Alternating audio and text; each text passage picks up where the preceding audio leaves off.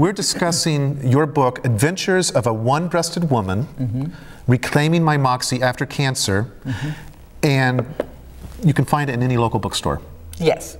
Okay. Yeah. And this is not a book that I would normally pick up. Yes, and I thank you so much for reading it. I read it and I enjoyed it. It was very breezy, and I thought it was going to be kind of like depressing in a way. Yes. Even though I know that you reclaimed your moxie, it's like, I don't want to. Yeah. But you seem to kind of laugh at yourself a lot. Like you saw your foibles and realized, wow, so what happened? So let's start from the beginning. When did you first find out you had cancer? I mean, that really changed everything for you right then and there. Oh, yes. Well, I was 47, single in New York City, a struggling actress, and I went for my mammograms. Since I was 40, I'd gone, because that's what they say to do. Right. Now, mind you, I was only doing this because they said to. I had no inkling, because I was the smallest breasted woman I knew. Where would cancer have room to grow, right? Right. So I just did it. It made me feel like a woman, to be frank with you, because I was so small-breasted, you know. I thought, oh, it made me feel part of the league, and then they saw microcalcifications. Right. And so that's how it started, and threw me for a loop. It took me 6 years to get my moxie back, and that's what the book is about, my adventures. But what's interesting is too, you reference time and again your small breasts. Yes. And how that affects your self-image. Yes. And yet you're an actress, which means you're putting yourself out there. Yes. So there's a part of you that overcame that wanted to be seen, that felt that, oh yeah, look at me. Yes. I'm an entertainer, and then all of a sudden that gets tossed, and you went through this period where your self-identification got wrapped up in dying and avoiding dying. You were so scared to die. Yes, yes. Even though I had early stage breast cancer, but still I learned that once you have cancer, you're at a higher risk for getting cancer again, and that risk increases every year. Right. So I'm thinking, oh my God, you know, my body did this somehow. And I was looking for the perfect health regimen to prevent getting cancer again for over a year. Well, and I found that fascinating, because you went on a search. I mean, you were, that was your whole focus. Yes. So can you tell us some of your experiences, what you found, who you ran into, and what were some of the odd, or what might be considered odd ways of treating? Yes. Well, I want to preface this by saying, I mean, I didn't try to find scam artists and crazy people, okay? In fact, I was trying to, I had a friend, Lori, we did this together kind of searching. And we said, okay, we got to find one person that we respect who highly recommends whoever we're going to see before we see them, because we knew they were scam artists out there. And first I started with MDs, okay? Now this one MD, well, there were several MDs. I can think of 3 of them right now. One of them prescribed everything in the book, and he just, you know, just every pill, every supplement, every liquid you can think of, and he just happened to have them for sale in his suite. Okay. Right. I said, why would you? It seems like quite a lot. He said, why not try everything? You know, it just didn't seem right to me. Yeah, doesn't sound like an empirical way of doing things. Then another guy, Dr. Rabinowitz, I remember him. I filled out this form, 5-page form, and then he looks at the first page for about 30 seconds or less, and then he starts, you know, saying to me, now what's wrong, Miss Cummings, you know? Okay. Anything else wrong except a cancer history? So he recommends, let me see, I can't remember, it's for depression. Right. I didn't have depression, but he said, any depression in the family? I said, my brother, he's a manic depressive. He's, I can't remember, lithium or something. Right. In small doses, no problem.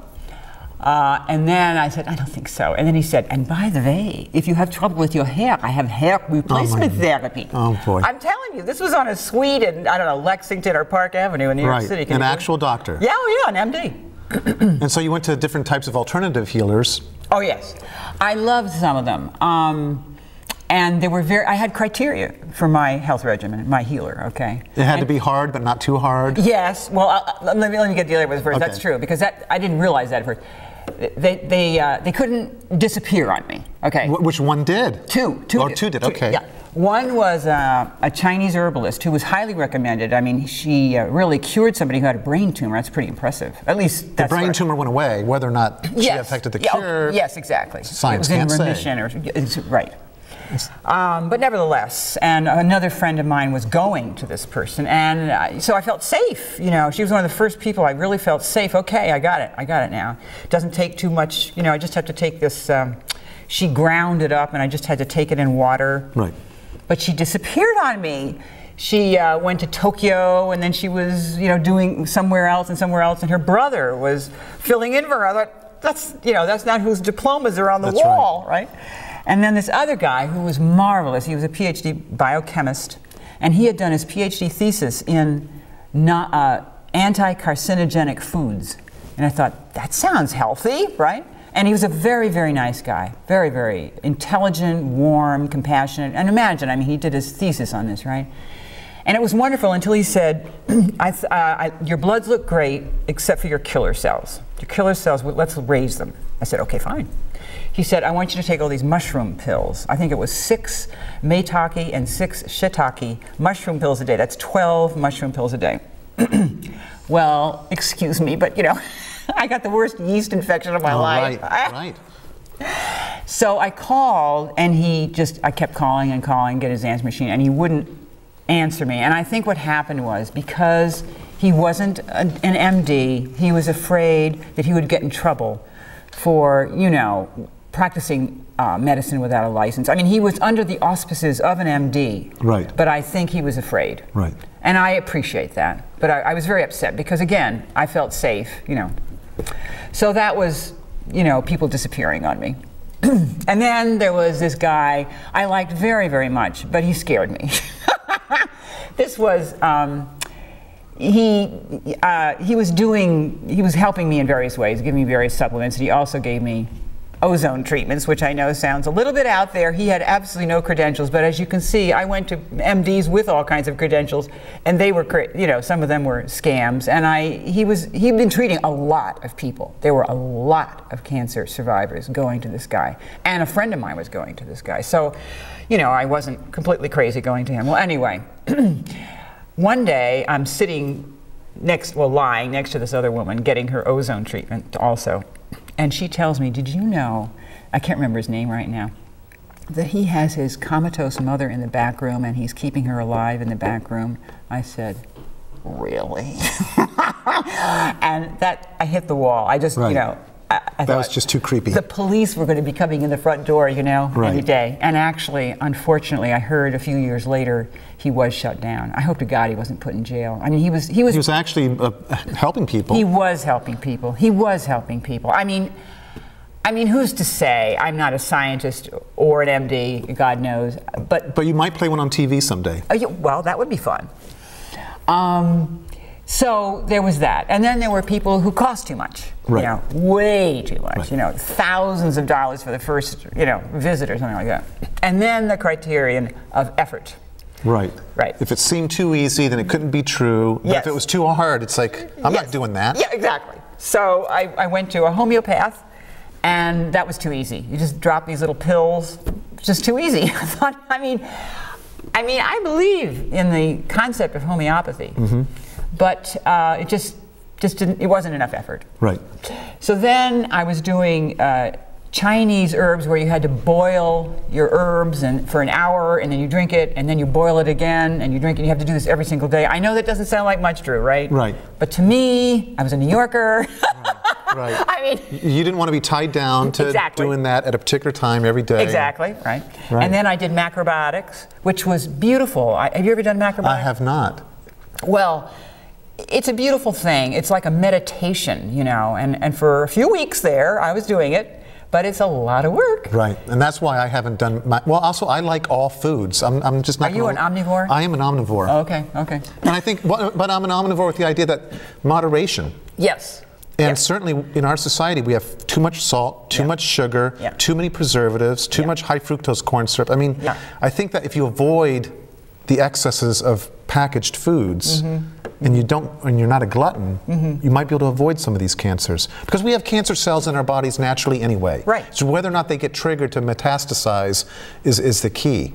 Right. And stress is probably the #1 cause of disease. So if you're freaking out, you're more likely to create those conditions, but you're putting your body under stress if you're eating sugars and salts and stuff. So meditate, have fun, paint. Yeah, oh, paint. Which we can get to that later. We can get to that later. But before the painting, you came across a statue. I didn't quite understand everything about that. Okay. Well, the weekend before my mastectomy, I'm walking. I asked my ex-boyfriend, we were platonic at this point, but we were very close friends. And I asked him if he would go hiking with me the weekend before my mastectomy. And so we went to Kent, Connecticut, and which I love, the Berkshire Hills I love. And so first I was very happy. Because it was spring, the daffodils were coming out, and I was thinking, well, I'll have my mastectomy and then I'll be okay. You know, that's what I was thinking. But then I'm thinking, will I be okay? I'm scared of the surgery, Christ. So I get very sad and angry. So I start kicking the leaves on the side of the road. We're going up this road to get to the path through the woods. And kicking. And then I hit something, I think it's a rock, you know. And I'm angry at the rock. How dare it get in my way? I'm kicking the leaves. So I bowed down, I kneeled down to pick it up to punish it by throwing it in the woods. And it turns out to be a broken piece of statuary from the bottom of a woman's neck to the bottom of her ribs, nude. And her arms are crossed over her breast. It's like, it's a sign. Well, I tell you, okay, you can make fun of it, but I mean, really, I mean, I know that it was a chance occurrence, okay? I don't think it was preordained by, I mean, in the sense, in the conscious... You invested it in meaning, maybe, that wasn't necessarily even there, or...? No, well, this is the way I see it. Okay. It was chance, but there is grace in the world. Yes. You know what I'm saying? It was chance, but there's grace in the world, and within that, I felt a lot of love and compassion. It's hard to talk about this. But even feeling that generates that feeling all through your body. Yes, it does. But I mean, I think it's beyond me. I think grace happens to everybody all the time, But we don't recognize it. If you're in crisis, or if you're particularly, emotionally raw, you might notice it. Or if you're needy, if you need something, you might notice it. I think it happens every day, multiple times every day, but we're just not sensitive to it. Right. And I think it is perhaps in the nature of just chance, perhaps. But I mean, chance is within grace. Right. And that's, I mean, what am I? I'm a speck of sand, less than a speck of sand. I'm nothing terribly special. And yet you maybe to a few people. But the all in all of the universe loves you as it loves every speck of sand. Exactly. So I mean, I have this piece of statuary, broken piece of statuary to this day. And to me, it is, a girlfriend of mine said, Susan, I mean, this was about a year after I found it, or maybe less. She said, Susan, maybe it's time for you to let it go and let somebody else find it. Right. My friend Jean. But my friend Jean is the type who, she forages for wild greens. Right. She has birds' nests as decoration in her And she came, and actually talk about Grace, when you revisited with her, that was an important time for you to meet with her. Yes, it was. But anyway, she suggested that we can get to that, but she suggested I give it away, and I still feel I would like to do that, but at the same time, it's kind of part of the texture of my life, and perhaps everyone has these moments of grace, and hopefully they have some tokens of that grace, that they keep as part of the texture of their lives. Right. You know what I mean? So that's part of the spiritual dimension. There's also the second anniversary of my mastectomy occurred on Easter. Right. Now, you see, if I hadn't had, my mastectomy, if I hadn't had breast cancer, maybe I wouldn't, well, it wouldn't have happened. But nevertheless, I thought, is there a significance to this? Does this mean that I'm going to live forever, and with the love of my life whom I hadn't met yet until I'm in my 90s? So the thing is, I wanted it to be. I wanted it to mean that, you know, and you know that term magical thinking, But I wasn't saying to myself, "Is this magical thinking?" I was living it, It's like Joan Didion, you know, the year of magical thinking. When she's doing it, she's not thinking, ooh, this is magical thinking. I mean, it's really going on. Well, that's because there's actual real intent, and there's real focus, and there's real energy, and so it's real magic. Yes, yes. So I'm reviewing my Christian credentials. Even though I didn't consider myself Christian anymore, I thought, could miracles like this only be relevant to Christians on Christian holidays and Jewish miracles on Jewish holidays? I'm thinking, that's a little precious. Yeah. So I'm researching. I'm going into the Bible, and I interviewed this priest. Minister. She's an Episcopalian minister. And I tell you, that was very interesting. She was a very intelligent person, and she had gone through, I don't know, the Yale Seminary or something, you know, divinity school, whatever you call it.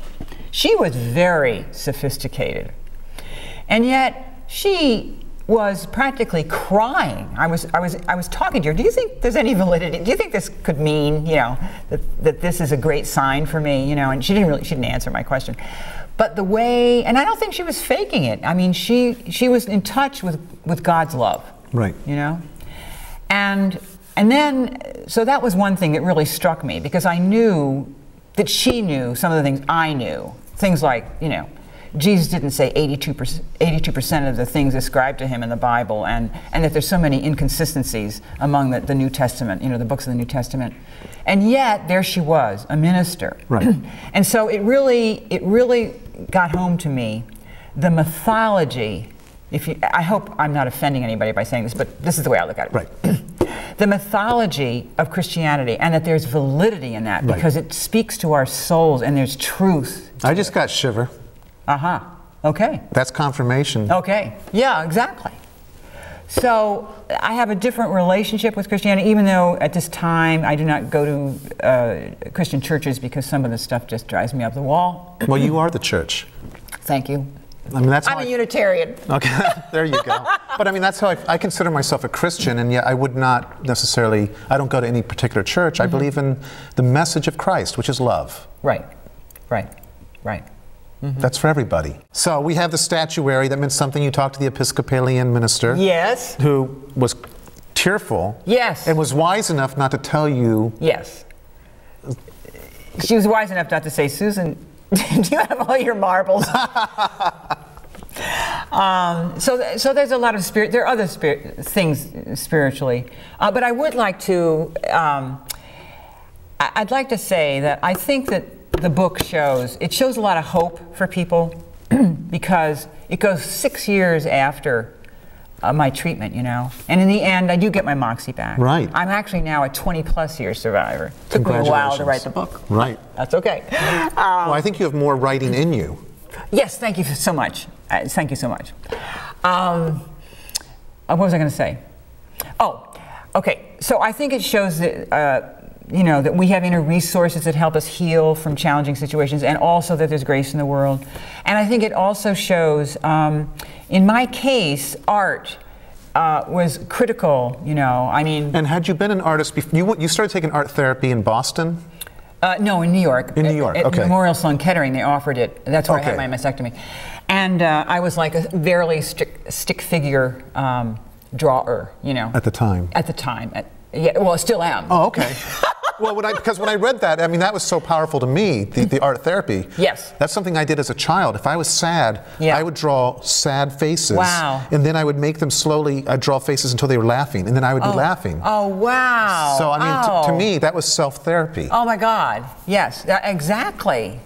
Well, I was such a word person. You know, I'd never done anything. I'd like to learn how to draw and stuff like that, but I don't know, and I didn't know. And I wouldn't have gone to it, except I was desperate. This was 4 years after my mastectomy, and I was still the suffering survivor. I still wasn't auditioning. You were still afraid of dying. Well, not at that point, not so much that, but I wasn't auditioning. I was just in a funk, and the big thing was men. Although I had had various epiphanies where I found myself beautiful, I guess we don't have time to go into that, but you know, I am and was a heterosexual, and so I was thinking, I'm just unacceptable to men this way. I mean, my brother had said, he loved me, but he said to me before I had my mastectomy, and he wasn't being mean, he really felt he was trying to help me. He said, Susan, are you sure you want to have a mastectomy? Wouldn't you rather live as long as you can with 2 breasts? I mean, I know you're hearing that, you just can't even believe it. But he thought, he thought that other men would find me unacceptable. And he thought that if I can't have a man in my life, you know. Well, then what's the point of living? Exactly. He thought those, you know. Right. And so it became a mantra to me, to be frank. And then there was an experience, which I actually don't mention in the book, where I did start dating finally. It's a whole story. It's a whole chapter, quite a long chapter. This man, I told him once, I was just kind of testing the water, and guess what? He never called me back. Right. Okay? So it was true. Right. There's a lot of men. There is, that's... You know, despite the fact I would like to say that, you know, I went into the Metropolitan and I wasn't really looking for one-breasted women. I didn't think I'd find any. I thought maybe in Amazon, but there was one, but she had 2 breasts. So I guess she was, you know, a sergeant or something, you know.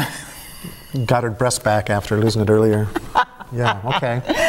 But I did find many, many Marys nursing Jesus with only 1 breast exposed, and I thought, yeah, you know. Right. I mean, there are many experiences in the book where I feel beautiful myself. Right. You know, I do a whole beautiful breast project where I go into various museums looking at beautiful nudes. And that's a whole thing where finally I feel that if Renoir were to paint me nude, he'd paint a very beautiful work of art, you know. But the men thing, I was absolutely, by year 4, I was just so depressed, and I was so sick of feeling this way, that I'm unacceptable, you know. I mean, that I'm ashamed of being one-breasted. I'm grateful to be alive, and yet it's a can of worms, you know. Right. So I started art therapy, desperate, and I know we don't have too much time, but time after time I would learn by doing that our psyches, you know, our darkness and light, we're just filled with potential for darkness and light at every second of our lives, you know. And time again.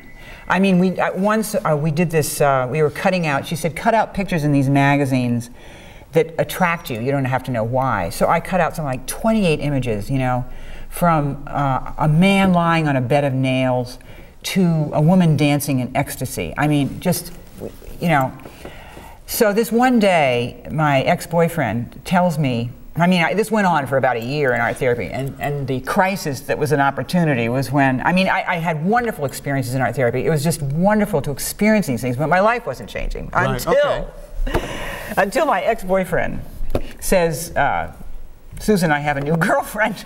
And all of a sudden he was no longer available to you as a possibility? Well, that I wasn't as special, you know. He'd always say to me, you're a hard act to follow, and you know, but he obviously somebody, right? Finally, that's right. You know, and it just, you know, it wasn't rational. Our feelings aren't rational. I just felt, okay, that's it. I'm never going to find anybody. I'm unacceptable. And so I go into art therapy and I draw my torso with this red slash, and I'm just so upset. And then, and it's not a gimmick. You know this. I start drawing this green vine that comes out of my new growth, and it goes around and around my neck and goes like this, makes my sad, fast, happy, goes around and goes off the page.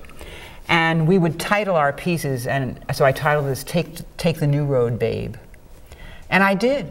At that point, I said, okay, I don't need men in my life. I'm just so sick to death. I'm not going to deal with my losses. I'm going to, you know, I'm supposedly, I think I'm healthy.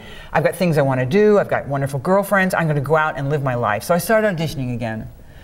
And then a few months later, I said to myself, it was on my bucket list, to ballroom dance. Right. So I said, I don't need 2 breasts or a boyfriend. I need lessons to learn how to ballroom dance. So these are turning points, you know. And step by step, things happen, you know. I don't know if we have a minute. So this is another thing of grace. In addition to the art therapy just popping up, I didn't ask for it, just got a mailer about it. And then I got a mailer from Sloan Kettering. I'm thinking, I'm doing dance, I love the dance lessons. I'm not attracted to anybody. I don't want to. My mantra is, girls just want to have fun. Right. You know. But I mean, actually, at that point, it was just in the dance class. I wasn't thinking of even having a date at that point. You know? Right. But then, okay, maybe I want a date. But you started looking good, though. I mean, I started looking better. The physical activity and the confidence that comes with being a dancer. Yes, exactly. I felt a little foxy, but Oh, actually, I felt foxy, but I felt safe. It was like my sanctuary. And then all of a sudden, I sort of, gee, I would like to date, but I can't because I'm ineligible. And then I get this mailing, like within a week, from Memorial Sloan Kettering, a workshop in dating and disclosure. Wow. You know? And this young woman in it says, it's no business of men whether I had cancer or not, unless we get serious. If we don't get serious, I'm going to tell them the scar on my shoulders from a skiing accident. I said, right on, girl. You know, everybody just said, yes, yes. And it just opened it up for me. This is when Cyndi Lauper came in. Girls just want to have fun. I thought, yeah, I mean, I'm not, I don't It's not contagious, though. I mean, why are people, what is the issue with cancer? Is someone afraid that they're going to get involved? No, it's the physical thing. Oh, yes. Well, I think number one is the physical thing. And secondly, perhaps, they're afraid that I'm going to die or I'm going to get sick again. Right. You know. But anyway, step by step, you know. And the thing is, you did start dating. Yeah. And lo and behold, you found a wonderful man and moved to Berniston. Yes. Yes, eventually I did. And the thing is I do encourage readers out there to look up Adventures of a One-Breasted Woman, Reclaiming My Moxie After Cancer, because I enjoyed it, and I'm a guy, and I don't care about this stuff that much. Right, right. But I did. I mean, it's inspirational. And there are women who have fears or are going through this. Lord knows there's too many women who have had breast cancer, and maybe this will help some of them process. Maybe this can be some of the grace for them. Exactly. I didn't. Do we have time to? Well, you know, actually, we don't. We're all done. Oh, okay. I got to say goodbye. Okay. But Susan Thank Cummings. you so much. Thank you. I'm Drew Hutchison. You've been tuned to Local Bias. Take care.